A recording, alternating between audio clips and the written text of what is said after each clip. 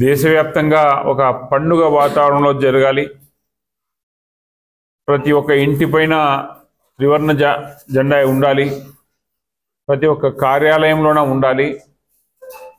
ప్రతి ఒక్క విద్యార్థికి, ప్రతి ఒక్క యువకుడికి ఆ యొక్క స్వతంత్ర దినోత్సవము అయిన తర్వాత అంతకుముందు ప్రాణత్యాగాలు చేసిన మన దేశభక్తుల యొక్క వివరాలు ఈ ముందు తరాలకి తెలియాలి అనే ఉద్దేశంతో ఈ 11, 12, 13, 14 ఈ 5 రోజుల్ని ఒక పండుగ వాతావరణంలో రోజు ఒక కార్యక్రమం జరగాలి. భారతీయ జనతా పార్టీ కార్యకర్తలే కాకుండా సమాజంలో అన్ని వర్గాల్ని కలుపుకొని ముందుకు పోవాలి.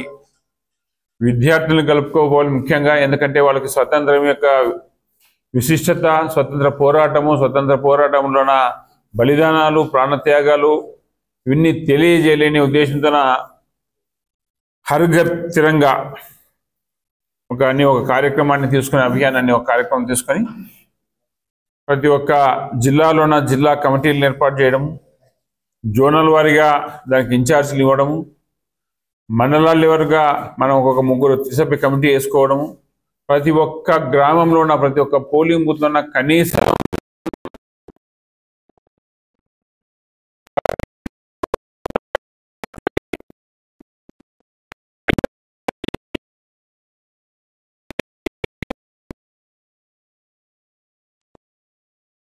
ఇందులో యువమోర్చా, భారతీయ జనతా పార్టీ యువమోర్చా ప్రధాన భూమిక పోషిస్తుంది.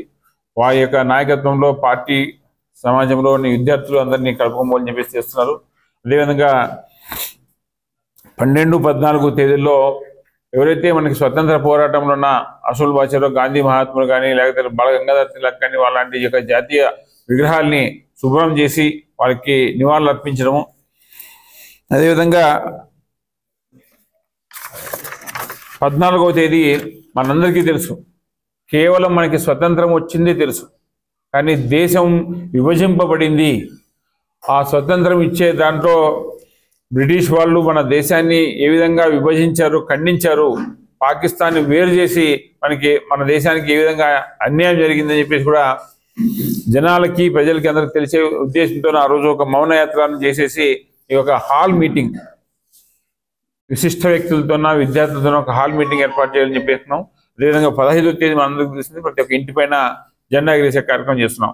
ఈ కార్యక్రమానికి రాయలసీమ